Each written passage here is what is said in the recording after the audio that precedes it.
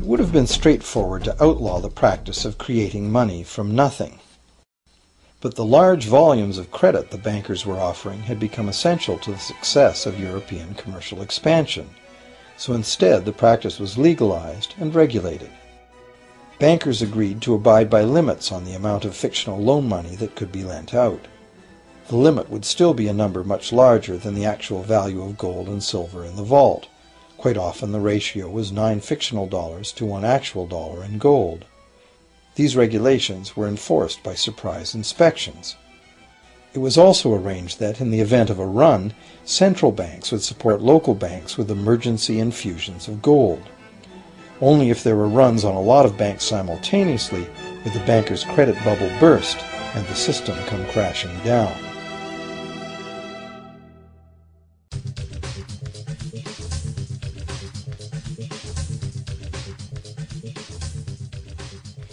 Over the years, the fractional reserve system and its integrated network of banks backed by a central bank has become the dominant money system of the world. At the same time, the fraction of gold backing the debt money has steadily shrunk to nothing. The basic nature of money has changed. In the past, a paper dollar was actually a receipt that could be redeemed for a fixed weight of gold or silver. In the present, a paper or digital dollar can only be redeemed for another paper or digital dollar. In the past, privately created bank credit existed only in the form of private banknotes, which people had the choice to refuse, just as we have the choice to refuse someone's private check today. In the present, privately created bank credit is legally convertible to government-issued fiat currency, the dollars, loonies, and pounds we habitually think of as money. Fiat currency is money created by government fiat or decree, and legal tender laws declare that citizens must accept this fiat money as payment for debt, or else the courts will not enforce the obligation. So now the question is, if governments and banks can both just create money, then how much money exists? In the past, the total amount of money in existence was limited to the actual physical quantities of whatever commodity was in use as money. For example, in order for new gold or silver money to be created, more gold or silver had to be found and dug out of the ground. In the present, money is literally created as debt. New money is created whenever anyone takes a loan from the bank. As a result, the total amount of money that can be created has only one real limit: the total level of debt.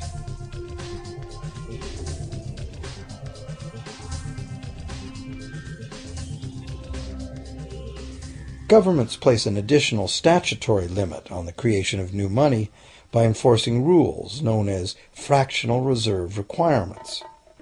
Essentially arbitrary, fractional reserve requirements vary from country to country and from time to time. In the past, it was common to require banks to have at least $1 worth of real gold in the vault to back $10 worth of debt money created. Today, reserve requirement ratios no longer apply to the ratio of new money to gold on deposit, but merely to the ratio of new debt money to existing debt money on deposit in the bank. Today, a bank's reserves consist of two things: the amount of government-issued cash or equivalent that the bank has deposited with the central bank, plus the amount of already existing debt money the bank has on deposit.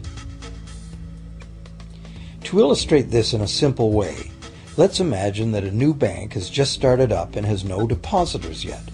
However, the bank's investors have made a reserve deposit of $1,111.12 of existing cash money at the central bank. The required reserve ratio is 9-to-1. Step 1. The doors open and the new bank welcomes its first loan customer. He needs $10,000 to buy a car. At the 9-to-1 reserve ratio, the new bank's reserve at the central bank, also known as high-powered money, allows it to legally conjure into existence 9 times that amount, or $10,000, on the basis of the borrower's pledge of debt. This $10,000 is not taken from anywhere. It's brand new money simply typed into the borrower's account as bank credit. The borrower then writes a check on that bank credit to buy the used car. Step 2. The seller then deposits this newly created $10,000 at her bank. Unlike the high-powered government money deposited at the central bank, this newly created credit money cannot be multiplied by the reserve ratio. Instead, it's divided by the reserve ratio. At a ratio of 9:1, a new loan of $9,000 can be created on the basis of the $10,000 deposit. Step 3. If that $9,000 is then deposited by a third party at the same bank that created it or at a different one, it becomes the legal basis for a third issue of bank credit, this time for the amount of $8,100. Like one of those Russian dolls where each layer contains a slightly smaller doll inside, each new deposit contains the potential for a slightly smaller loan in an infinitely decreasing series. Now, if the loan money created is not deposited at the bank, the process stops. That's the unpredictable part of the money creation mechanism.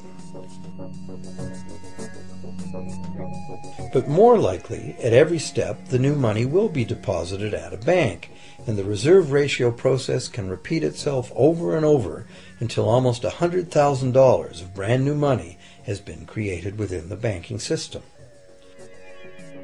All of this new money has been created entirely from debt, and the whole process has been legally authorized by the initial reserve deposit of just $1,111.12, which is still sitting untouched at the central bank. What's more, under this ingenious system, the books of each bank in the chain must show that the bank has 10% more on deposit than it has out on loan. This gives banks a very real incentive to seek deposits in order to be able to make loans, supporting the general but misleading impression that loans come out of deposits. Now, unless all the successive loans are deposited at the same bank, it cannot be said that any one bank got to multiply its initial high-powered money reserve almost 90 times by issuing bank credit out of nothing. However, the banking system is a closed loop. Bank credit created at one bank becomes a deposit in another, and vice versa.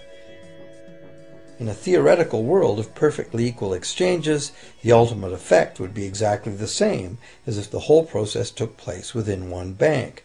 That is, the bank's initial central bank reserve of a little over $1,100 allows it to ultimately collect interest on up to $100,000 the bank never had.